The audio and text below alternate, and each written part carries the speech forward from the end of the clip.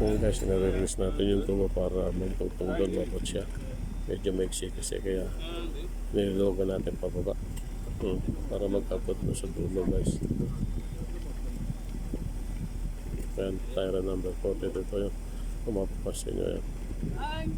Pinipihit yung tubo para bumaba doon. Magkapot na sa kabila. Kasi maiksi siya na konti. Mga 10 centi yata. Ang kulang niya, 9 centi. Yan guys, dire-diretso lang na natin ang installation ng tire number 42. Marami tayong tao, sandali lang kahit na gano'n pa kahigpit yan, kayang pihitin ng mga tao natin yan guys.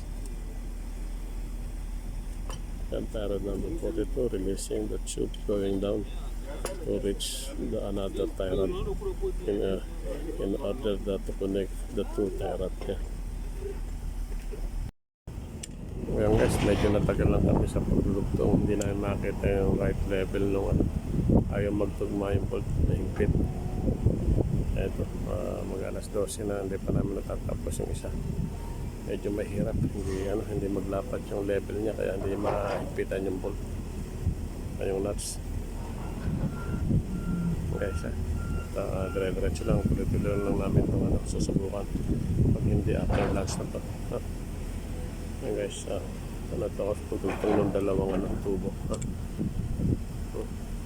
Mahirap, hindi pa namin natatapos yung isa. Yan guys, mukhang natapatan namin yung level. Mukhang matatapos namin bago kumain guys. Magana siyang higpitan. Smoothly na yung niya, yung rotation ng nuts guys. So nakatapos din kami na isa bago kami kumain. Yan.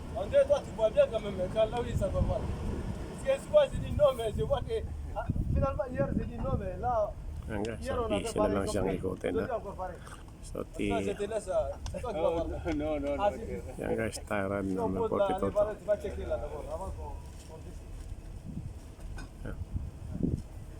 So nakuha din namin yung level. Medyo talagang kailangan patient, matyaga ka, hanapin yung level para mas madaling ikutin yung nuts. Attends. On va bouger un peu. On va taper un peu. Ayan guys yan, malapit na mag-abot yung dulot-dulot kasi sa gitna ng mag-abot sa may butas na pinapasukan ng bakal yung pinag-iigpitan. So masaya na ang lahat guys kasi natapos namin bago kumain yung isa.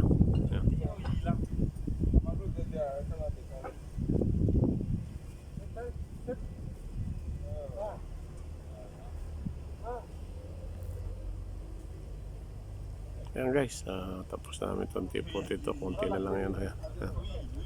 Yan guys, so malapit na mag-abot yung center to center nung tie rod.